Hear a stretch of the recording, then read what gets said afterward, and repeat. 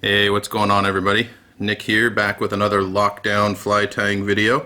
I believe this is episode 16 already. These things are flying by. And today I'm going to be tying up something pretty new to me. This is a little pattern that I found while looking online last night through some bass flies. I look at a lot of bass flies because I just see a lot of bass flies that would catch fish in Puget Sound. So I was scrolling through stuff and I came across this pattern and thought it looked cool. The original was tied a fair amount larger, but tying this one more in sea-run cutthroat, resident coho type size. Not an overly complicated or tough fly to tie. It has a stacked dubbing head, which is definitely not a strength of mine. I just don't do that a whole lot, especially on these smaller size flies. I do it on some musky flies and some albacore flies and stuff. But as far as like sea-run cutthroat size stuff, I haven't done a whole lot of it. I've tied up 4 or 5 of these this morning just to kind of get a feel for them. And like I said, most of it's not hard. I do find that the head takes a little bit of tinkering to kind of get the proportions down and get it kind of looking right. Hopefully this one is going to turn out okay. I make no promises because, like I said, this is not a strength of mine. But this is just a cool little bait fishy style pattern, a little bit different than things I usually tie. So thought I would just give it a go and see how this works out. So to start, I have this. I'm going to be tying this on an Ahrex SA 280 hook, size 4. On the original that I saw, it said to tie it on a short shanked hook to maximize the action. I can't confirm that that's the case. I think tying it on a standard saltwater hook would probably be a little bit easier just because it gives you a little more room to work with. But I'm just going with what was recommended with what I saw. So again, nothing that I created here. This is somebody else's creation.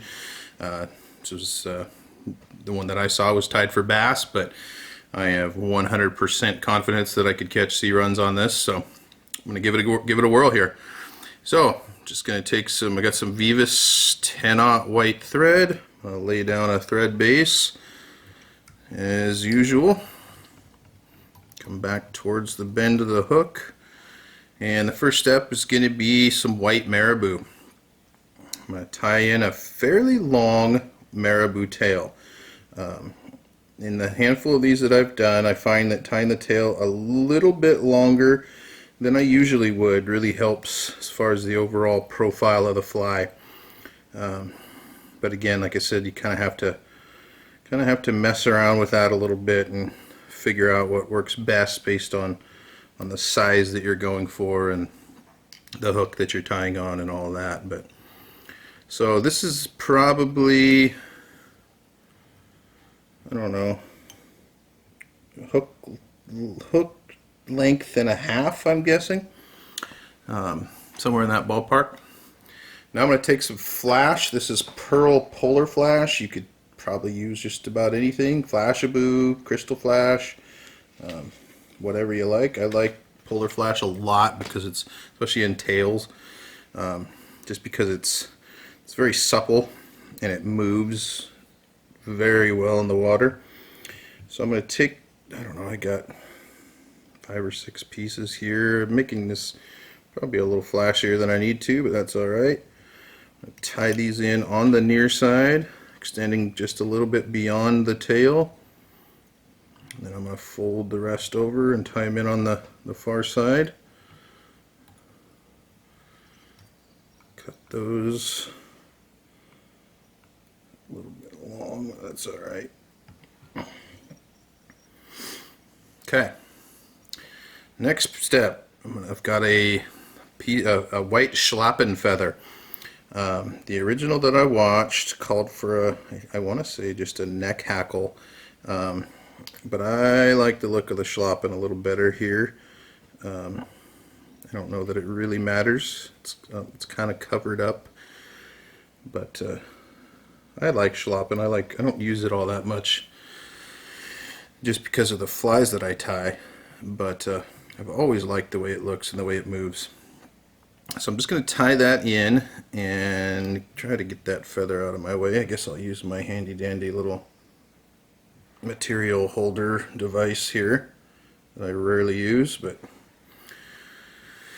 then I'm going to go with I'm going to dub a pink body here. I'm using this Arctic Wind from Fly Tires Dungeon. I would probably use like a pink ice dub, but for whatever reason I did not have any.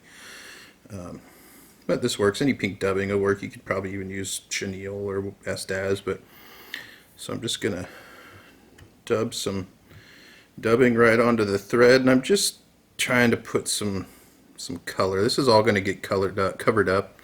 I'm using pink just because I'm doing this in sort of a chartreuse and white to begin with, and I like that pink, reddish pink kind of shining through in the underbody. So, and I'm not going very full on this body. I'm just looking to get some color in there.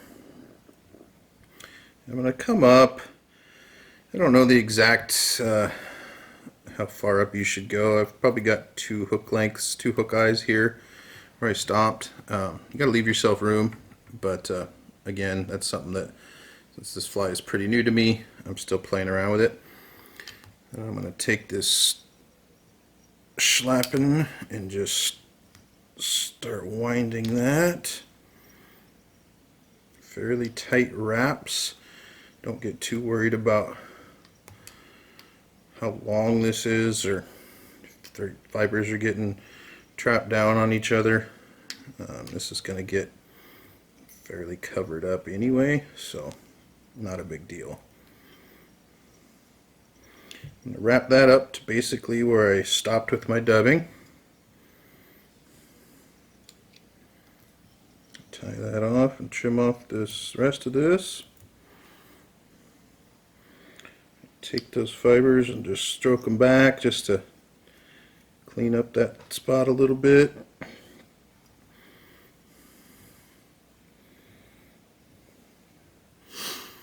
Now comes the head, and like I said, this is the part that I personally have the hardest time with. I'm going to be using some Spawn Salish Seed Collection white and silver for the belly, the underside. And I'm going to be using some chartreuse ice dub for the top side. You could do these in any color you wanted. I find that with these smaller flies, the hardest part about this is getting the dubbing. You don't want a dubbing that's super long, like a I can't even think laser dub or any of those that are really ideal for larger flies with the big stacked heads, just because you stack it here and it's going to come all the way back. So I've been kind of trying to figure out the dubbing that I like for the length, and so far this has been the winning combo.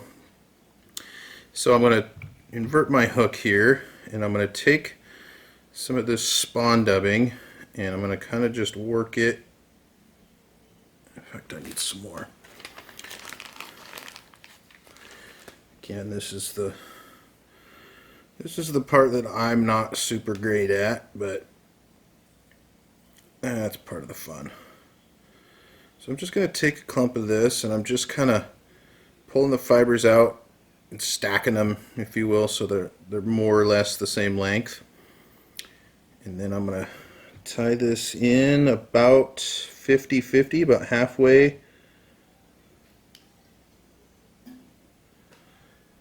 Loose wrap to kind of get it where I want it, and then a couple tighter wraps, and then I'm going to pull that back.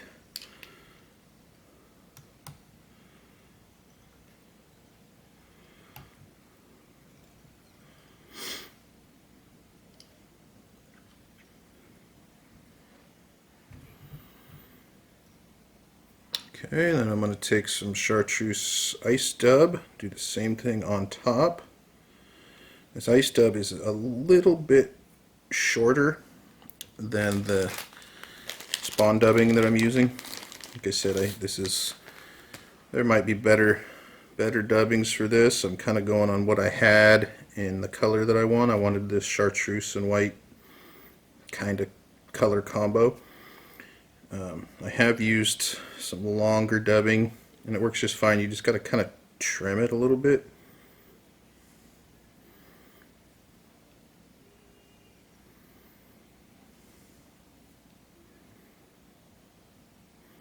the same thing here, just stacking this basically to get the fibers relatively the same length.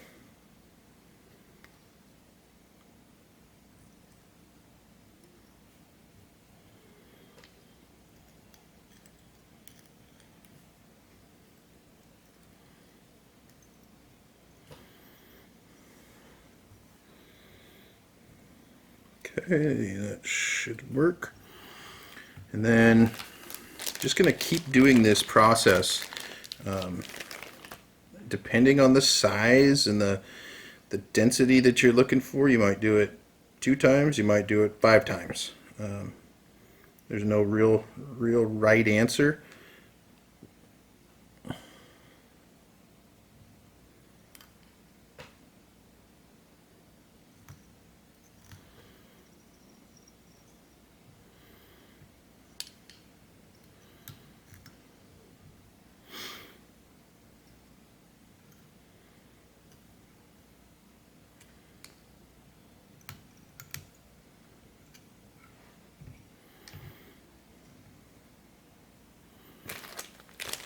Back to my chartreuse.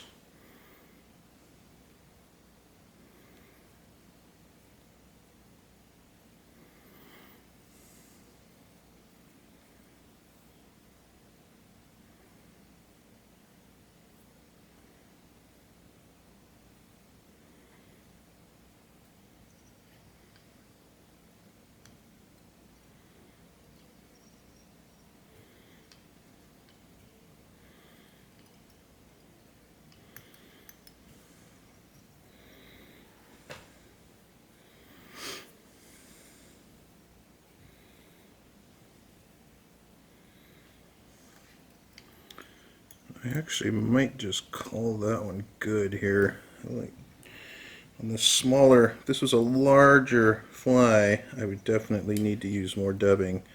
However, I don't really need to here, so I think I'm just going to call that good and whip finish it. Like I said, this is not something I'm super good at or super experienced with, so if I'm doing something wrong or there's a better way to do this, please don't hesitate to let me know. Then I'm going to take my brush here, just got one of these Velcro brushes, and I'm just going to brush this out as best I can to kind of get those fibers all to sort of blend in together. And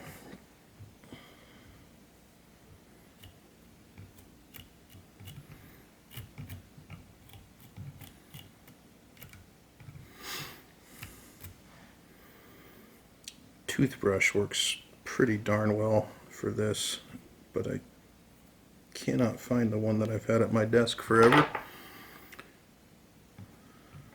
I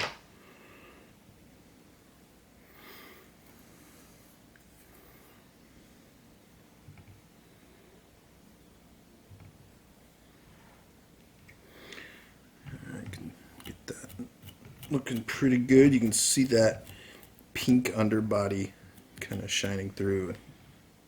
I really like the look of that myself. Okay, so now I need to put some eyes on here. I think I'm going to use 4mm red adhesive eyes from Fly Tyers Dungeon. I buy almost all my eyes from Fly Tyers Dungeon. I don't use fancy eyes, especially on these smaller patterns. I do on some large ones, but the price of these from Fly Tyers Dungeon just can't be beat for this.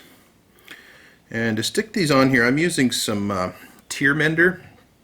I started using this stuff basically because of Gunnar Brammer's videos, and he really talked a lot about it when I was tying some larger musky flies with these big stacked dubbing heads, and then you need to get that eye on there. It works really well for this, so I'm just gonna take, and this stuff is pretty runny, so you don't want to just squeeze a ton of it in there. And one thing that I learned, why is this not?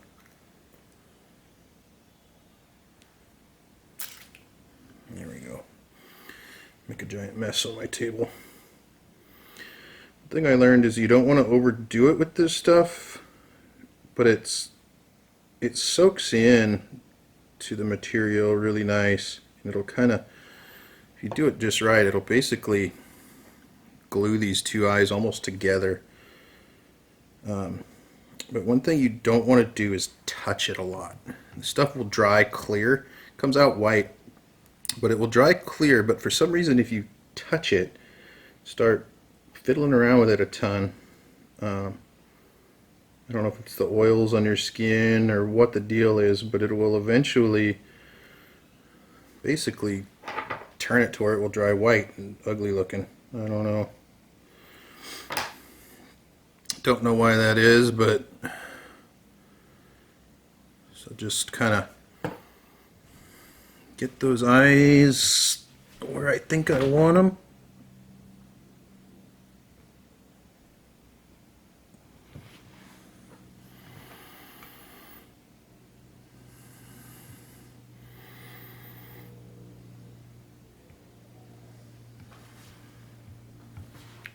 Yeah, this one is fighting me.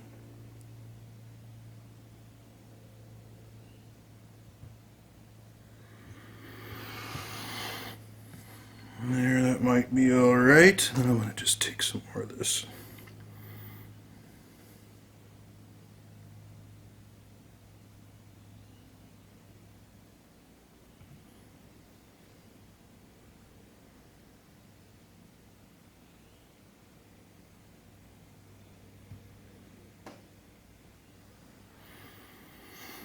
Then I will obviously have to let that dry before I can do anything else with it. And this stuff does take a little bit to dry, so it looks a little bit messy right now.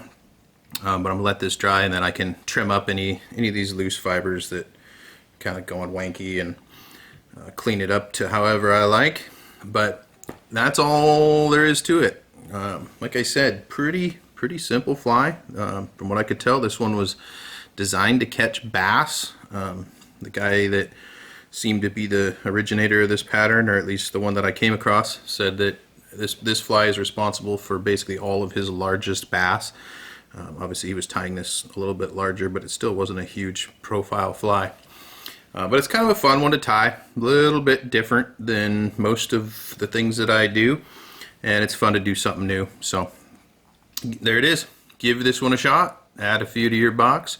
If they work for you out here, I'd love to hear about it, and thanks for watching.